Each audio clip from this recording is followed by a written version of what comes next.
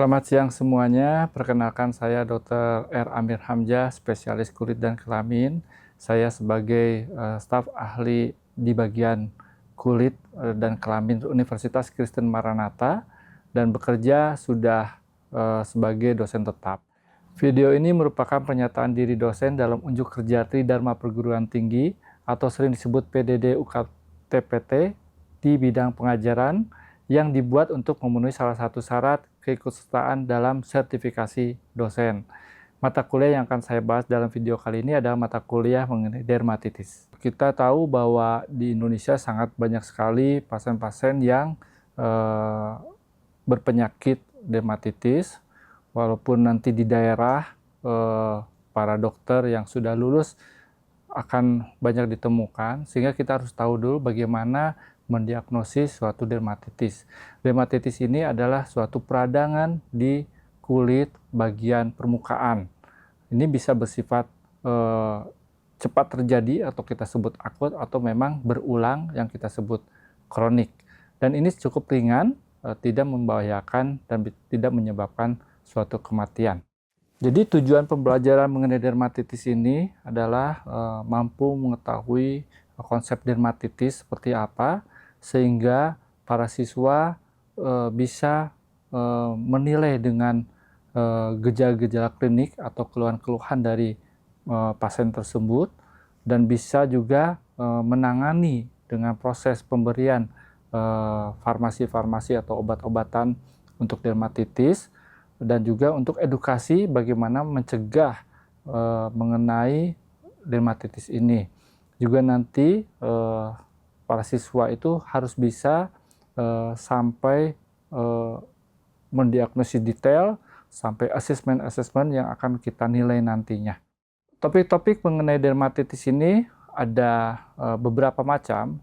Salah satunya misalnya ada dermatitis atopik, dermatitis kontak iritan, dermatitis kontak alergi, dermatitis numularis, dermatitis statis, dan juga lichen simplex kronik atau kita sebut neurodermatitis. Untuk metode pembelajarannya, biasanya kita melakukan bisa melalui online atau Zoom, atau juga on-site dengan mata kuliah, dan akan kita aplikasikan nanti ke pasien dengan supervisi saya, sehingga para siswa bisa cerdas, cermat, dan cepat untuk mendiagnosis suatu dermatitis ini. Untuk penilaiannya sendiri, biasanya kita ada pretesnya sendiri mengenai dermatitis, kemudian ada seperti bedside teaching, kemudian kita ada mini CX-nya, ya, dan juga terakhir adalah post test serta ujian mengenai dermatitis. Berikut video-video mengenai latihan siswa terhadap pasien dengan supervisi saya, dan juga pembelajaran kuliah dari saya terhadap siswa mengenai berbagai penyakit dermatitis. Coba kamu lihat dan anamnesis. Apa kira-kira anamnesisnya? Bagaimana status dermatologikusnya? Anamnesis. Ibu, sebenarnya saya ingin bertanya-tanya, Bu, ya, apakah Ibu bersedia? Iya, silakan. Baik, saya ingin bertanya, kalau untuk keluhannya, Ibu awalnya apa keluhan utamanya? Keluhan utamanya dari tangan saya ini sering merah-merah, perih dan gatal. Sejak saya itu sering buat nail art, Dok. Jadi, kira-kira itu sejak apa, Bu? Berapa bulan? Kurang lebih 2 bulan yang lalu, Dok. Cuman makin akhir-akhir ini makin bertambah parah, Dok. Semakin kesini semakin parah. Iya. Jadi, saat nail art itu berarti tidak memakai sarung tangan, ya? Kebetulan tidak, Dok, karena kalau menggunakan sarung tangan itu akan menjadi lebih sulit buat nail art. Terus saat membuat nail art itu kena bahan tertentu seperti lem atau kucek? Nah, iya, Dok, sering menggunakan lem akrilik, aseton, dan juga cat kuku. Tapi kalau di keluhan tempat lain ada nggak seperti ini juga? Tidak ada, Dok. Tidak ada. Baik. Kalau sebelumnya pernah mengalami hal serupa juga? Pernah sebelumnya. Tapi merasakan gatal atau seperti saat beraktivitas atau di waktu-waktu tertentu nggak, ya, Bu? Tidak juga. Kalau di keluarga yang seperti ini? Tidak. Sudah pernah berobat sebelumnya? Belum pernah, ini baru pertama. Oke, tidak masuk seperti obat jangka panjang? Tidak. Oke, ada alergi obat atau makanan belum? Dari obat sama makanan juga tidak. Oke, terima kasih ya Bu ya. Bagaimana sekarang status dermatologikusnya? Coba. Ibu dokter untuk statusnya sendiri sifatnya kering, permukaannya tidak timbul, kemudian ukurannya ada dari plakat, untuk susunannya dia confluence, bentuknya dia irregular, batasnya dia tegas, dan disertai fluoresensi, makular erythema, dan juga squamous. Apa kira-kira diagnosis bandingnya? Untuk diagnosis bandingnya yang kami perkirakan merupakan dermatitis kontak iritan, rekursi dari bahan melar. Lalu yang kedua adalah tinea manual. Kira-kira untuk menyingkirkan diagnosis banding mau dilakukan pemeriksaan apa saja? Yang pertama bisa dari KUH dok, untuk skoma-skoma yang ada dokter. Bisa diperiksa KUH-nya apakah ada hifa panjang atau tidak dok, dan ada spora atau tidak dokter. Jadi diagnosanya karena et causa apa? Advausa suspek dari bahan-bahan yang seperti aseton, lem akrilik dokter. Apa-apa saja nanti dianjurkan ke pasiennya yang harus dihindari biar nggak kambuh lagi? Baik, kalau untuk dari yang bisa diedukasi terlebih dahulu untuk paparannya itu dihindari, bisa memakai sarung tangan kalau memang pekerjaannya.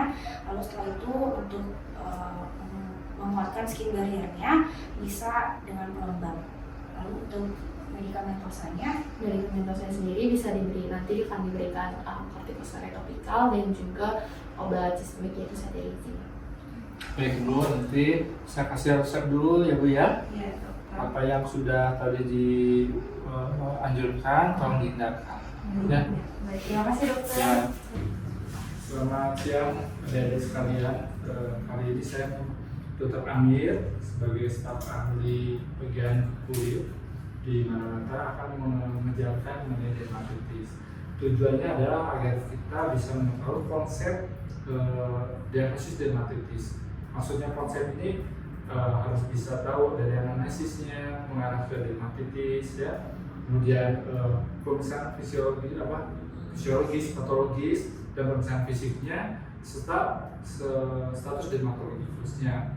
Dan juga nanti kalian bisa apakah perlu pemeriksaan khusus, apakah nanti diagnosis bandingnya seperti apa, nanti akan berbeda-beda. Karena dermatitis ini bukan cuma satu dermatitis, tapi bermacam-macam dermatitis. Ya. Dermatitis adalah, per definisi dulu ya, adalah suatu inflamasi epidermis dan dermis yang bisa disebabkan oleh faktor luar, eksogen, dan faktor dari dalam endogen, sehingga gambarannya akan seperti polimorf. Kadang-kadang kita membingungkan ini untuk mendiagnosisnya, makanya perlu kita anamnesis ya. Nah, sebelum masuk ke penggolongan dermatitis, saya akan pada saat kalian menganalisis ya, jadi tolong bedakan apakah ini dermatitis akut, apakah ini dermatitis kronik.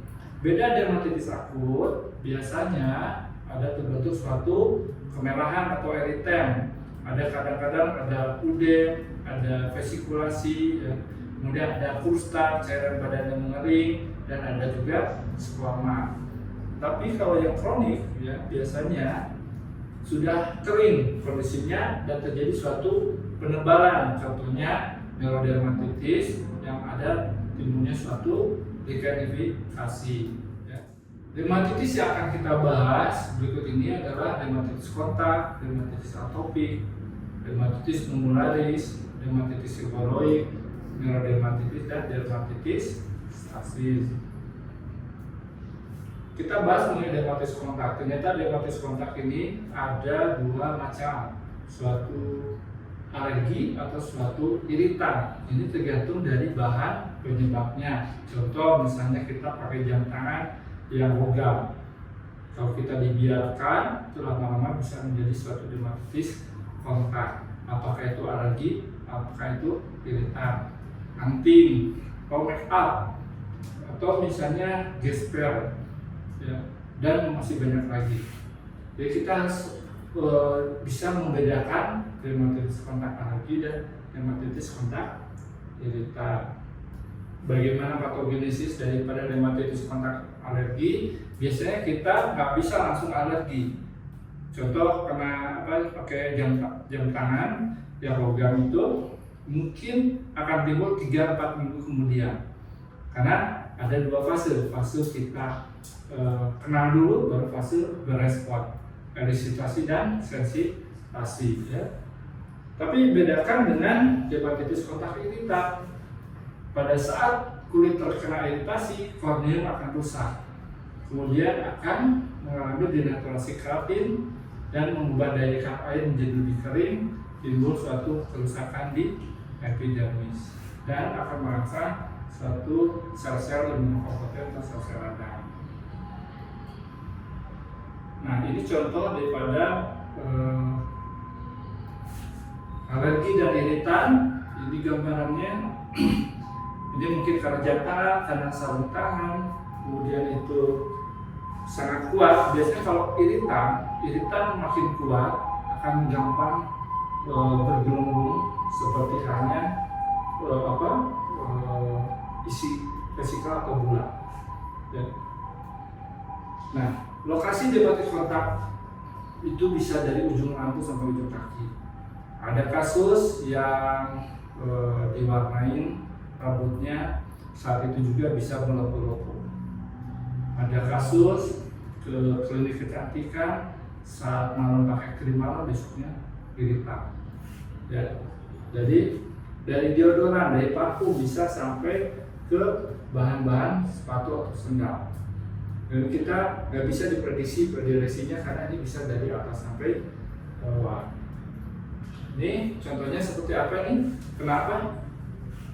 Ini yang ditangkap di mata, kira-kira perempuan bisa pakai eyeshadow, ya. Itu karena kalung sebelah sana, ya. Nah, ini iritan. Biasanya nggak mungkin dermatitis kontak alergi. Ini iritan karena lebih berbulan-bulan.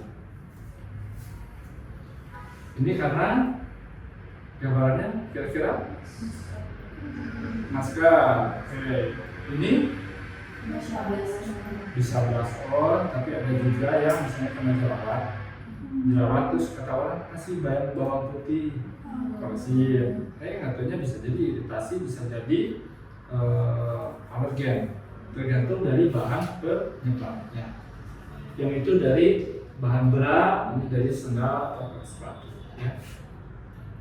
Nah, gambaran-gambaran tersebut itu akan membingungkan kita. Makanya kita kasih pemberian pemeriksaan surat, namanya patch test uji tempel dengan catatan ada syaratnya. Syaratnya bagaimana? Siapa yang tahu? Banyak kelas. Uji tempel mungkin syaratnya bebas dari kortikosteroid, baik yang sistemik ataupun yang topikal, dan juga syarat lainnya antihistamin juga dihentikan terlebih dahulu dalam seminggu. Hasilnya juga sudah tenang dalam seminggu. Lalu setelah itu juga bisa saat di tes itu punggungnya nggak boleh basah sehingga bisa diganti terlebih dahulu dalam 48 jam dan tidak berpindah-pindah. Ya, karena nanti kita akan kumulatif nilainya. 48 jam suruh datang lagi, kita foto, kemudian dia suruh pulang, boleh beraktivitas, boleh mandi. 72 jam kita foto lagi sampai 96 jam. Nanti hasilnya mana yang lebih baik atau makin parah? Kalau perbaikan biasanya itu suatu iritan. Kalau makin buruk biasanya suatu alergen. Ya. Terapi, untuk terapinya sendiri ya tentunya kita edukasi. Kalau misalnya alergi jam tangan, logam, kita ganti yang kulit. Kalau alergi kulit kita ganti yang plastik, ya. Atau beda meja.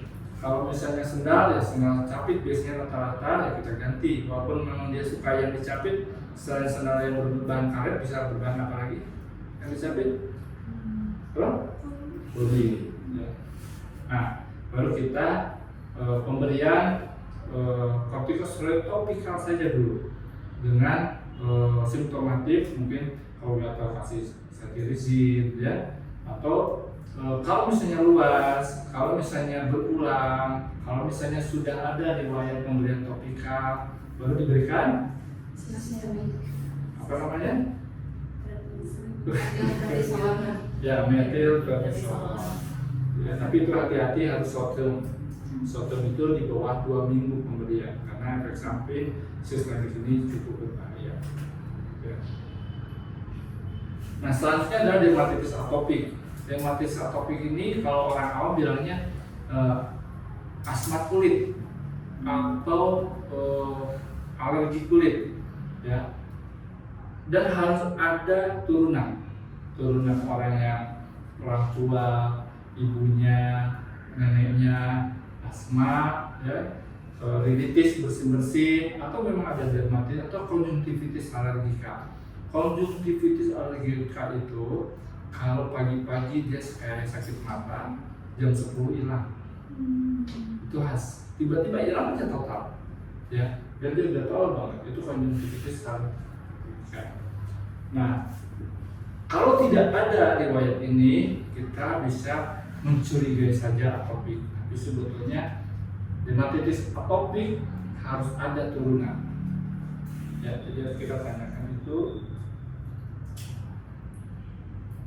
Nah, hampir 80% kalau kita cek antibodi IgE-nya biasanya cukup meningkat. Orang yang dermatitis atopik akan lebih kering daripada orang yang seumurannya dia yang bukan alergi, karena pada orang yang dermatitis atopik tidak bisa menghasilkan ceramide, ya, tidak bisa. Jadi pelembab yang idealnya itu tidak ideal. Harusnya komposisinya 3. Di sini terdapat asam lemak hanya dan kolesterol, tidak ada ceramide, jadi akan lebih kering. That's why kenapa orang-orang yang dermatitis atopik harus diberikan ceramide buatan dan tidak wangi. Ya, jadi jangan beli di toko-toko yang khusus bikin itunya wangi yang viral-viral. Ya, harus ada yang mengandung ceramide. Nah, penyebabnya sendiri biasanya multifaktor. Ada orang yang dari Banyuwangi panas, tiba-tiba kuliah di Bandung, tiba-tiba alergi. Itu perubahan cuaca. Ada orang yang dari Pontianak, kota Katulistiwa ke Bandung, asma kumat. Itu juga pengaruh. Ya. Ada orang yang stres ujian, panik, harus dimarahin dosennya, ya, timbul suatu gatal-gatal. Dan ini multifaktor. Kita tahu kalau kita swab sekarang akan didapatkan bakteri apa? Yang komensal. Yang tahu? Staphylococcus. Kalau lagi begini, dia akan jadi jahat. Ya, dia akan jadi jahat, timbul suatu infeksi bakteri. Ya. Nah, untuk mendiagnosis suatu dermatitis atopik ini tidak bisa berdasarkan ada turunan, ada asma dia. Harus ada kriteria mayor dan minor. Mau anak-anak, mau dewasa, mau remaja. Ya. Gambaran klinisnya karena kulitnya kering, jadi lebih gampang kena debu, kena bulu binatang, ya. Warnanya kemerahan. Nah, ini tipe yang 2 tahun, di bawah 2 tahun. Kadang-kadang orang yang punya alergi terus kelahiran ibunya nggak ngeluarin ASI, hanya pakai susu sapi. Nah, susu sapi ini berdasarkan penelitian orang lain akan menyebabkan suatu dermatitis atopik pada bayi umur di bawah 2 tahun. Dan khas terkena di kedua pipinya simetris.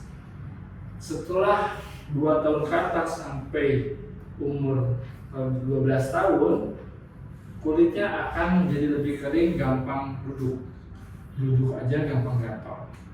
Karena umur kebayang balita yang udah jalan biasanya jalan-jalan kemana-mana duduk sembarangan. Anak SD duduk sembarangan, itu biasanya bokong lipat siku dan lipat lutut akan ada makroadeter atau peradangan akibat dermatitis atopik. Ya. Kemudian untuk yang dewasanya sendiri, ya itu bisa seluruh badan. Saya pernah punya kasus itu tebal, kulitnya kering banget, cuma dikasih pelembab yang ada di sini. Jadi harus campur dengan minyak kayak ya apa? Minyak pelembab apa namanya? Oil apa gitu? Ada nggak?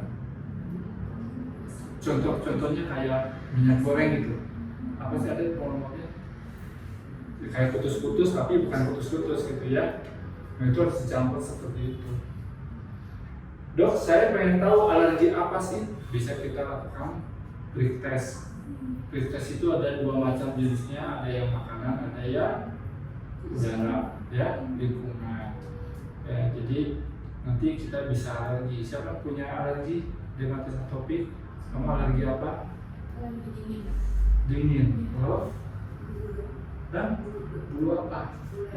Bulu hewan, dogi atau kucing. Nah, itu udah dilakukan prick test belum?